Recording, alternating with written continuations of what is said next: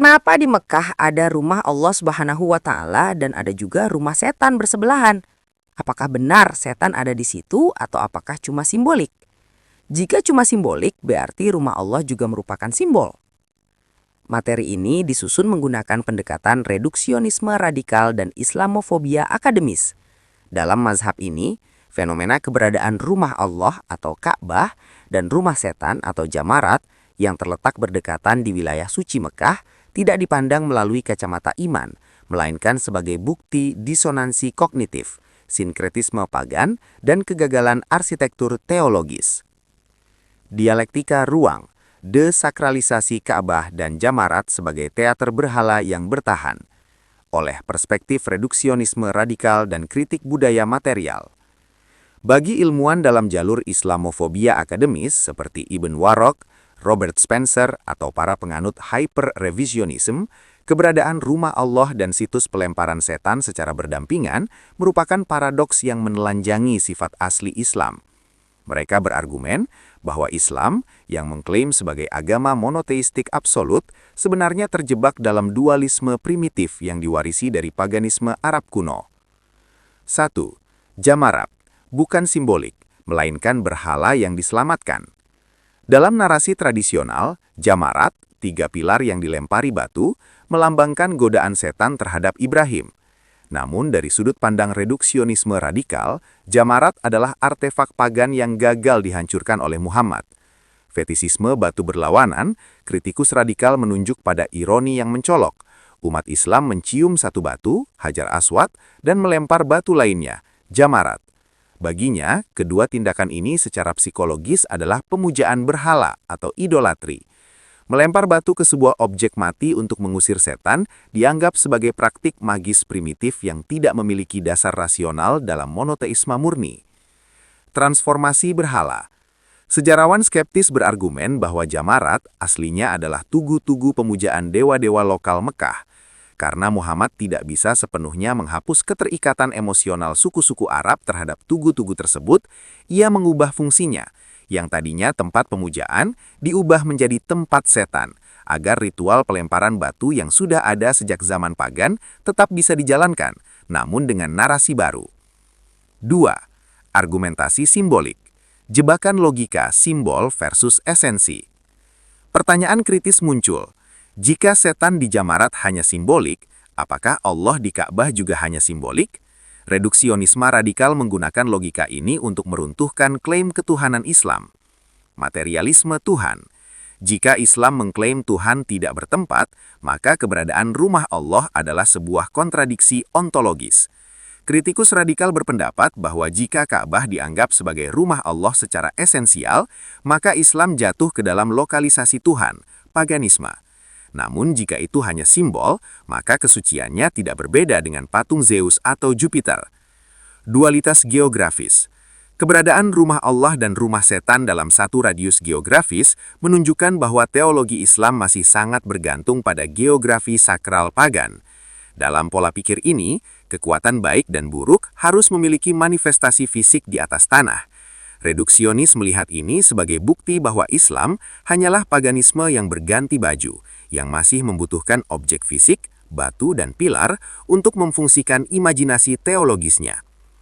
3. Reduksi sosiopolitik. Ilmuwan seperti Patricia Crown dan Robert Morey melihat tata kota suci Mekah sebagai desain untuk kontrol massa dan ekonomi. Ekonomi ritual. Dengan menciptakan dualitas Allah versus setan di lokasi yang berdekatan, penguasa Mekah memastikan alur pergerakan massa yang menghasilkan keuntungan ekonomi berkelanjutan. Ritual melempar setan dianggap sebagai drama kolosal yang didesain untuk memperkuat identitas kelompok melalui kebencian kolektif terhadap objek mati, pilar setan, mentara Ka'bah berfungsi sebagai pusat loyalitas absolut. Teater absurditas. Islamofobia akademis sering mengejek ritual ini sebagai teater absurd. Jutaan orang berdesak-desakan untuk melempar pilar batu, sementara di sisi lain mereka bersujud pada bangunan batu.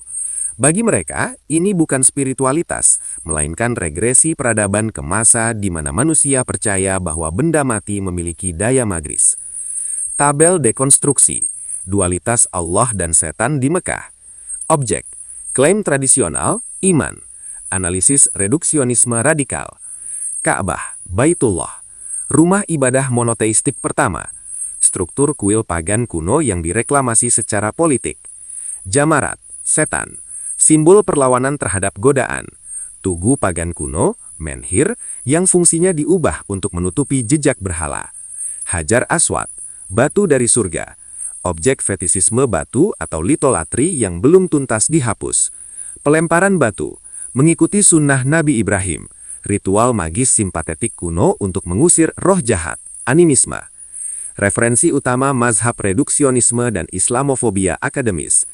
Kritik tajam ini didasarkan pada literatur yang mencoba membedah Islam dari sudut pandang permusuhan intelektual dan materialisme. 1. Morey, tahun 1992. The Islamic Invasion, Confronting the World's Fastest Growing Religion, membahas kaitan ritual Mekah dengan pemujaan benda langit dan jin. 2. Ibn Warok, tahun 1995. Why I Am Not a Muslim, Prometheus Books, mendekonstruksi ritual haji sebagai bentuk paganisme yang diselamatkan melalui rekayasa teks.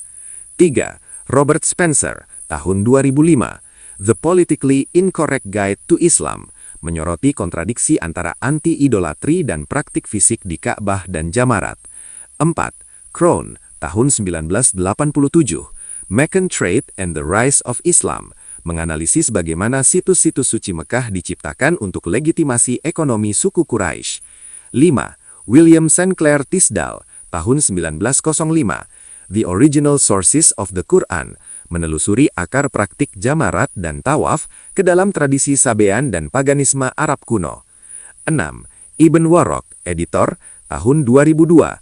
What the Quran Really Says, berisi kumpulan esai skeptis mengenai asal-usul bangunan di Mekah. Kesimpulan radikal. Bagi penganut reduksionisme radikal, keberadaan rumah Allah dan rumah setan yang bersebelahan adalah bukti mutlak bahwa Islam gagal teologis. Jika Allah adalah simbol, maka Islam hanyalah filosofi kosong yang disandarkan pada batu. Jika Allah dianggap benar-benar hadir di Ka'bah, maka Islam adalah paganisme. Keberadaan jamarat sebagai representasi setan dianggap sebagai kompromi berhala. Muhammad dianggap tidak mampu menghapuskan pemujaan pilar-pilar tersebut, sehingga ia memilih untuk menjadikan pilar itu sebagai objek kebencian, agar orang tetap melakukan ritual pelemparan yang sama seperti kakek moyang pagan mereka. Dalam pandangan ini, Mekah bukan pusat tauhid, melainkan museum paganisme yang menolak mati.